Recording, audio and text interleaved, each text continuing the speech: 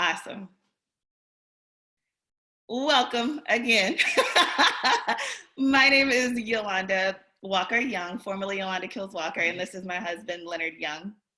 And we are serial entrepreneurs, real estate investors, and newly married. And uh, really, over the last maybe 9 months, we've been married for 9 months, we've been inundated with lots of voicemails, DMs, questions about, hey, how are y'all moving the way that you all are moving? You know, Yolanda, we kind of started some things at the same time, and now I see, you're kind of here. Like, what is it that you're doing? Leonard, we'll be out and about in Target, everywhere else, they'll call his name. Hey, what are y'all doing in real estate? Right. How were your numbers able to grow, so quickly? I see you're doing, this and that. And so we really just wanted to create a platform to be able to share what's worked for us in terms of building wealth for our family, really kind of building influence for one another and pushing the needle forward as a married couple.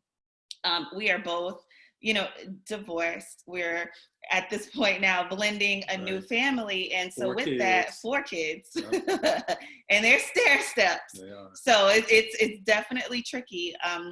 But, just being able to do that, I think successfully over the last 9 months, as well as be full-time entrepreneurs that have seen, just great growth within our businesses. We really wanted to kind of share some things and answer a lot of the questions that we've received.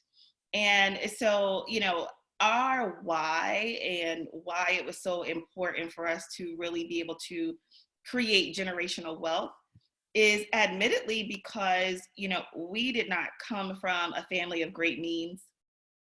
We're both, middle class to upper middle class.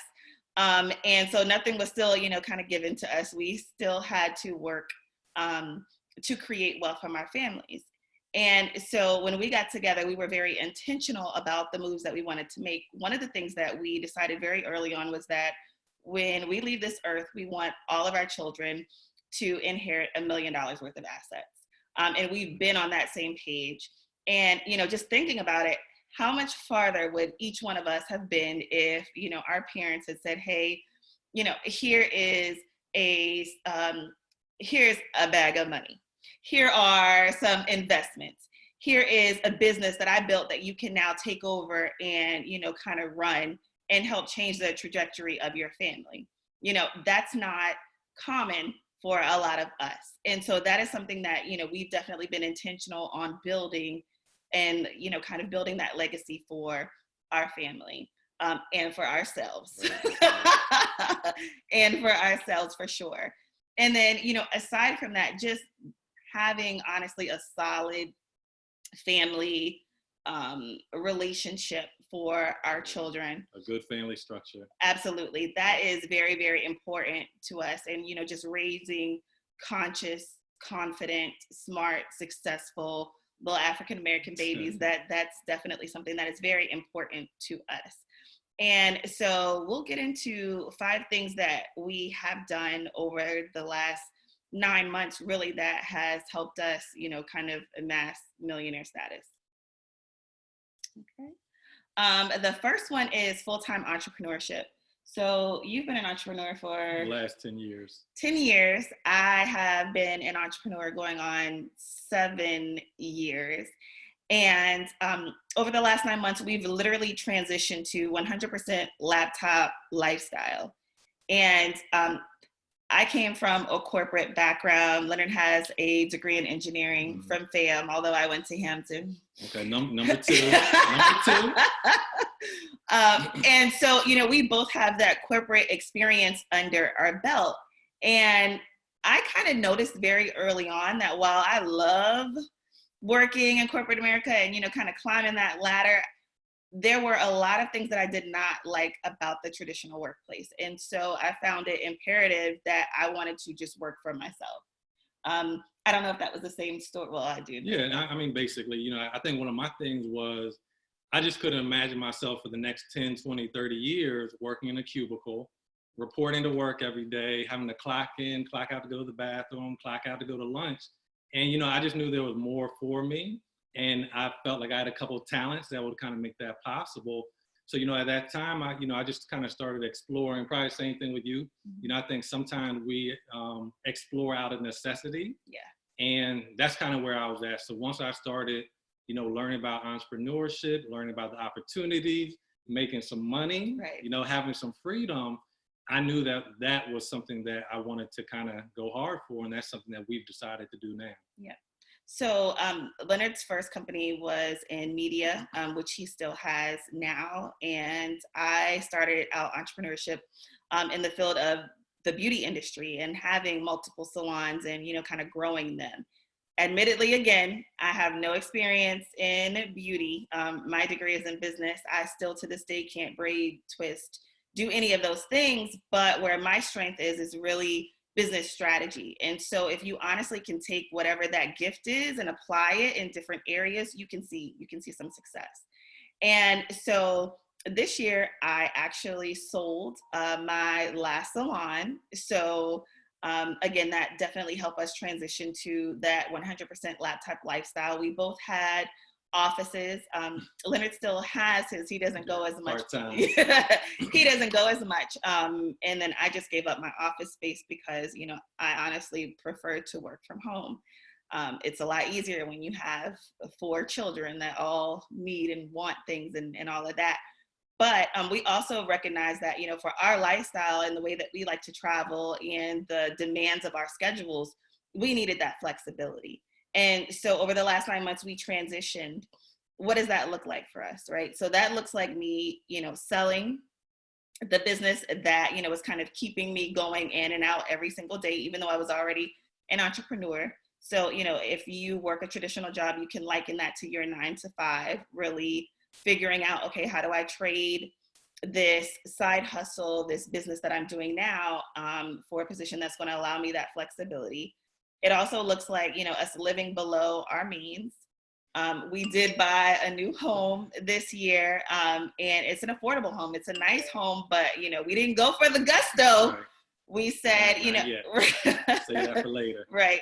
We didn't go for the gusto. We said, okay, you know, is this something that we would be able to afford if this was on one person's paycheck? And we've been able to do that. It also looks like us when it comes to major purchases, if we cannot afford it, and by afford it, I mean, if we don't have that money in the bank, if there's like this amazing couch at Restoration Hardware that I just like have to have and it's $5,000, if I don't have that in the bank, I'm not getting it. So I'm either going to delay it or I'm going to hustle up that money until, you know, I can honestly be in a position to afford it. We definitely don't buy major purchases with, you know, credit or any of those financing type options. And so really also it's paying yourself first and having an emergency fund. I know that right now a lot of people are struggling because, you know, this is definitely unforeseen times in terms of the virus and how it's really kind of taken a toll on our economy. I'm very thankful that, you know, even if it's through the end of the year, we're good. We have solid investments. We have solid savings that, you know, would permit us to kind of live life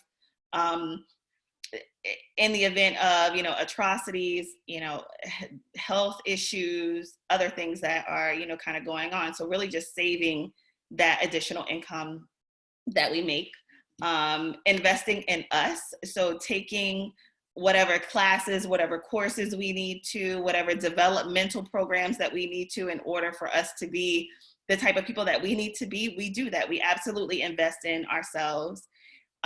And lastly, teaching our kids along the way. Life gets really, really hard when everybody's not on the same page. And it's not just you and your mate that needs to be on the same page, but you also need to have those difficult conversations with your children as to why, you know, hey, mommy and daddy aren't spending $1,000 on Christmas this year, you know, or we're not eating out every time we pass a McDonald's. So don't even ask me. I love you, but you can't have it.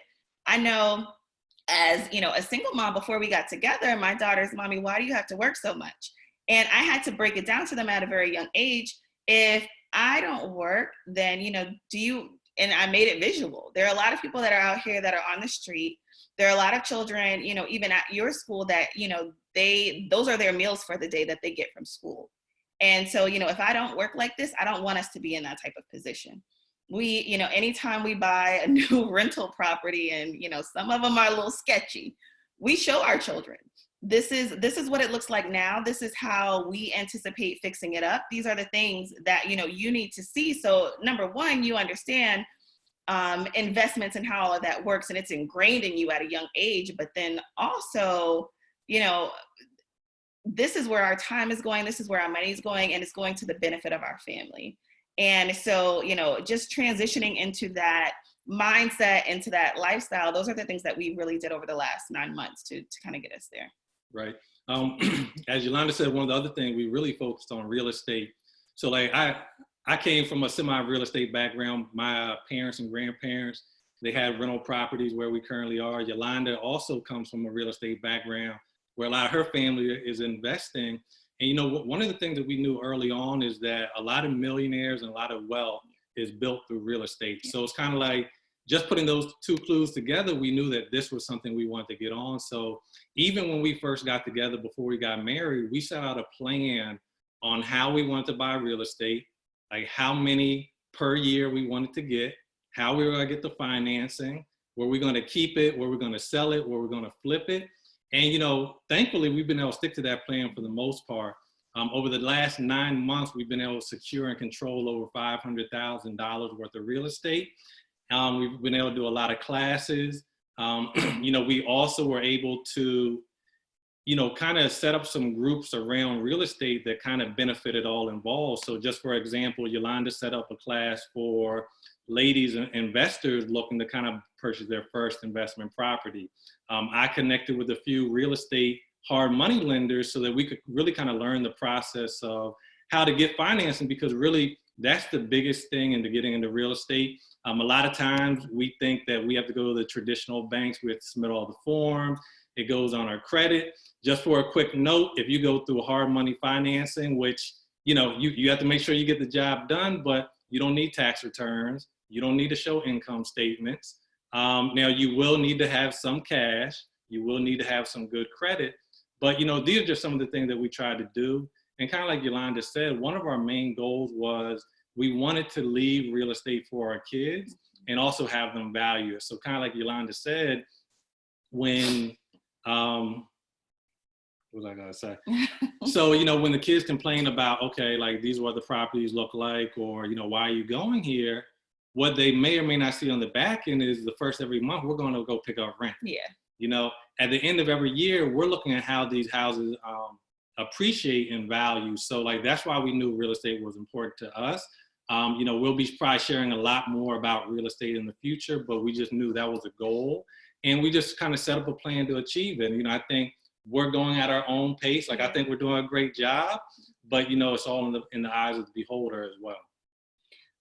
The third point, and, kind of touching on real estate just a bit, but not really, we have reverse engineered our life.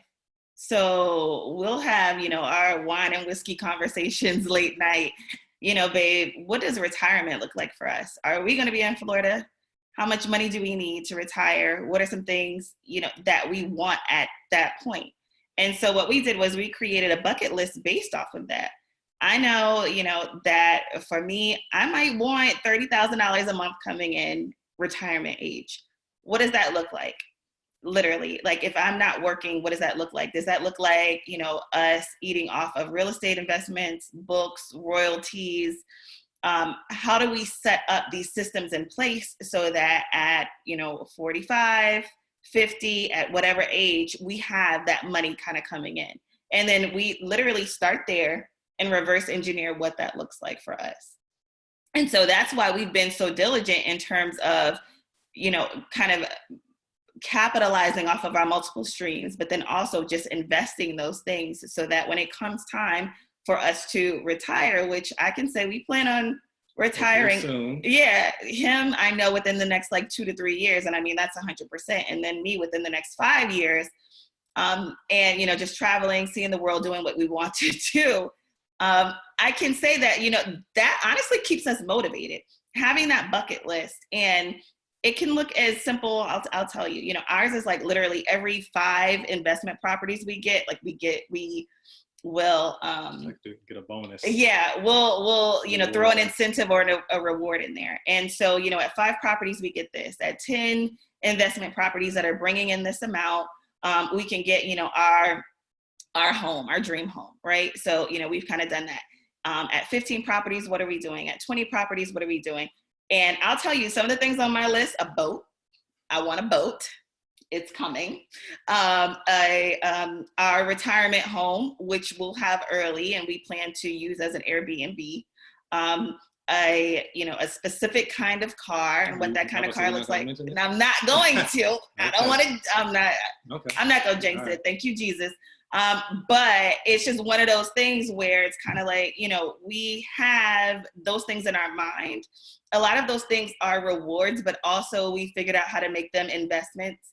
And we're being smart about it. We're not just saying, okay, well, we can go out here and afford, you know, an $800,000 home, $1 million home. Let's go buy it. That's not how this works. That's absolutely not how this works for us. And so we reward ourselves with, you know, vacations, rental properties, just based on those goals that we have set for our lives. And I mean, we kind of talk about these things every single day. Before we get up in the morning, what are like the 3 most important things that we need to get done? He literally has the most annoying alarm that goes off every 10 minutes.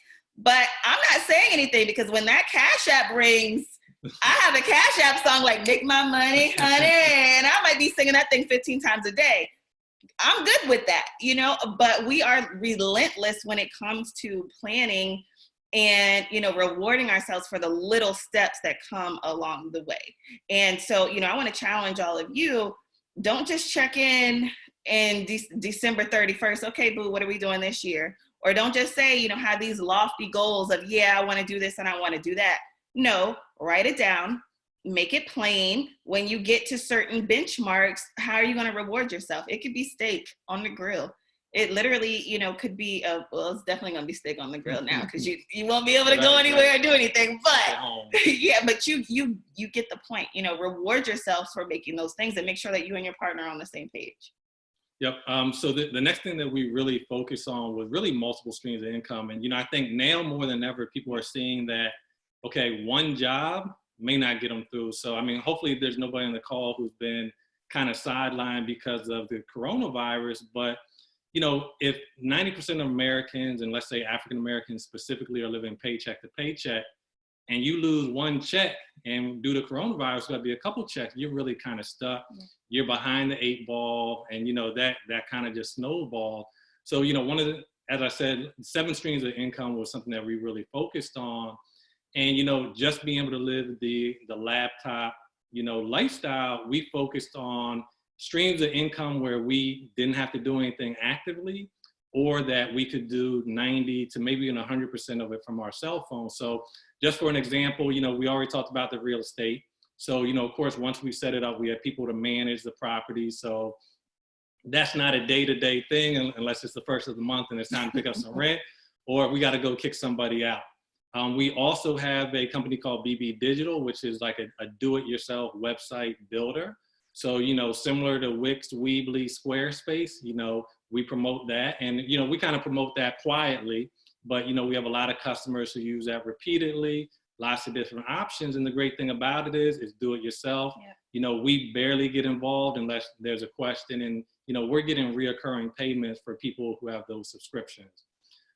We also have media and consulting brands. So, you know, luckily, I think with media and consulting, it kind of puts you in front of a lot of people. So, you know, with that, we kind of get a lot of attention that we didn't even ask for, just because people see our brands and want to interact with the brands. So that was something we focused on as well. We also have our own print-on-demand / drop shipping business. So, you know, anyone who's interested in, you know, shirts and, you know, promotional item. And, you know, one of the great things about print on demand, if you're not familiar, it's kind of like, you know, the Amazon or supermarkets where we don't store any products. Right. We barely deal directly with any customers. And basically what happens is, you know, we'll set up a store, we'll set up some products. People will buy those products. We go and pay our drop shipper or our print on demand company, and they ship out the product to the customer.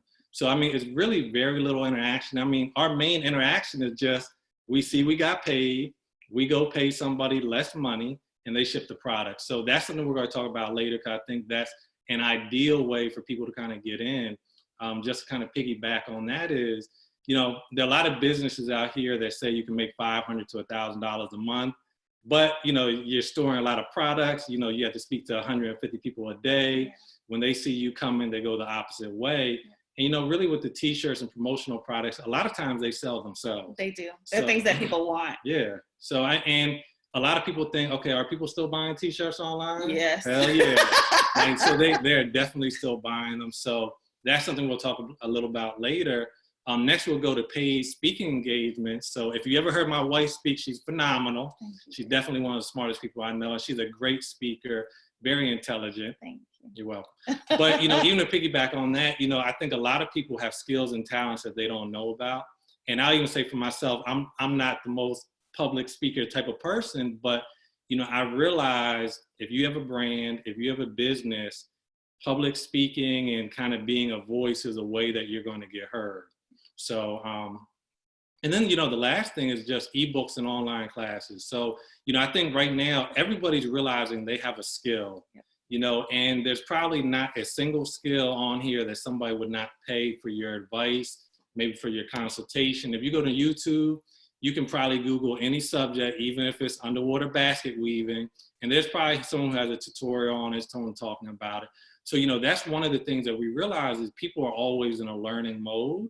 And if we have something that we can offer that we think is going to be a benefit to them, and of course, our goal is not to charge people, but it does take our time. It does take our resources. Our kids have to eat, get to their activities. Yeah. So, so that's another thing that we do to kind of spread it out. And of course, the majority, as we said before, you don't have to be in person. You can be on your phone, you can be on your laptop. We can be in the beach, yeah. We can be out of town, and we can, kind of get everything done. The last thing is really tribe building. And that is just a result of us being able to honestly grow at extreme rates our brands and, be able to monetize and utilize that influence to help other people. I can say we were kind of talking numbers before this occurred, and my husband, he has one group specifically, National Black Guy, that when we met, I think he was right at 6,000. Right about 6,000. And now he's over 170,000. And I was just like, you're welcome. You're welcome. You. I always thank you for that. Because, I gave him just some really, really great tools that he could use to build that tribe. And it's really, I don't even look at, a lot of my audiences as an audience. I look at them as family. If I'm out in Target, I will hear somebody, business babes, and I'll be like, yes. You kind of become whatever that brand is. And I can say, as an introvert, it's really hard sometimes to kind of get over that, because I like to be behind the scenes. I like to, just chill, but absolutely I'm going to put on every day for, my brand, for my clients that need me, and definitely for my family.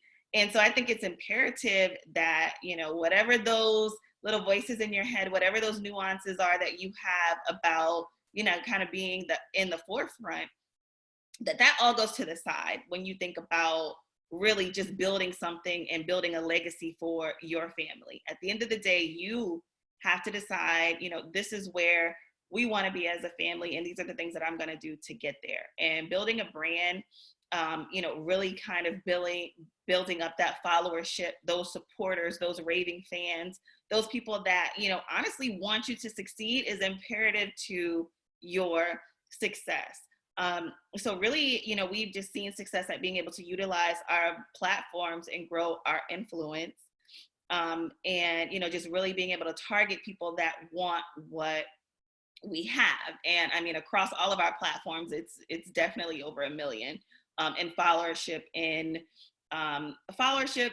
email subscribers, all of those things, them just subscribing and being avid supporters of us and what we have. And, it's one of those things I'll tell people all the time. Kevin Costner might be, if Field of Dreams, if you build it, they will come. That's not how entrepreneurship works. No, opposite. Right. You're going to have to go get those people, bring them to you, and then keep them wanting more, because, you can put up a website, you can put up all these things, but, if people really aren't in tune with you, with your brand, and becoming repeat customers, repeat supporters, and really, kind of building that lifelong relationship with you, then, that's going to affect your back end.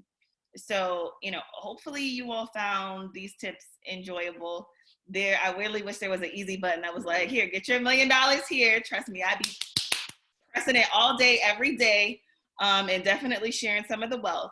But, there is no easy button. One of the things that we've been committed to this year was just developing more resources and relationships with people, because again, like I said at the beginning, we've been really inundated, and it kind of tugs at my heart when people really need help and I can't help them in the appropriate capacity. And so we've developed a couple of things to kind of just help us all get to that next level. So the first thing I will mention is our Millionaire Marriage Mastermind. One of the things that we are starting in 2 weeks, and I say 2 weeks because we want to keep it small. We want to definitely keep it as a mastermind, group, but 20 couples, and we are literally going to be meeting every single week. And this is an accountability group. This is meant to be a close-knit group. This is for people that are really tired of like saying and not doing, or, saying and saying, year 2 saying, year 3 saying, year 5 saying, and then, you look up and it's like, oh, all these people are doing, and I've been sitting here saying, or, you've been doing, but it just may not be enough. And so this is going to be a small, dedicated group that starts in 2 weeks. We're going to be meeting every single month. Online, going over tips and, just different ways to keep you accountable and keep you invested. That is now up on our site at Purpose Love. And again, it's the Millionaire Marriage Mastermind. I will say that you can there are 2 different options. So it's for 3 months. It's a one-time fee of $350, or if you want to pay monthly, then it's $450. So you definitely save $100. And again, we'll be leading them. It's every single week, and it's getting you accountable, whatever that millionaire plan looks like for you. And we will definitely be helping you to create it one-on-one. We will be going over that and just holding you more accountable. So that's one of the ways. Yep. And so another way, so we talked about the print on demand. And the reason why I say this is because this is just an easy program to kind of get started. And the work that you need to do after it is really minimal. So for anyone who's not on print on demand, I'll just kind of say it again. Print on demand is where you find somebody who will print products for you, and all you need to do is sell them. So let's just say, for an example, if you have a t-shirt store, you have a design, you can put your design up on the website. When someone purchases your design, whether it be on a t-shirt, sweatshirt, or mug, then all you need to do is you need to go on to your printer, pay them the difference, and they will print the product and they will ship it directly to the customer. So one of the great things about this is, one, it's definitely easy to set up. 2 is that once you have these products usually stay online forever. So as long as you have your website up, those products will be online. Let's say you put up 100 products and you did not do anything until, let's say you took a break for a year. Depending on your products, you could literally be selling 10 to 50 to 100 products per month, every month, and not even doing anything. So what we kind of set up is we set up a course where we are going to give you step-by-step how to set up your store, how to connect with your print-on-demand drop shipper, and even, show you how to kind of get your products up there online as well. So, that's one of the things. We will send that information out. If you are interested, that course is going to be $197. We also do have an option where we will set up everything for you. We'll set up your store, set up your drop shipper.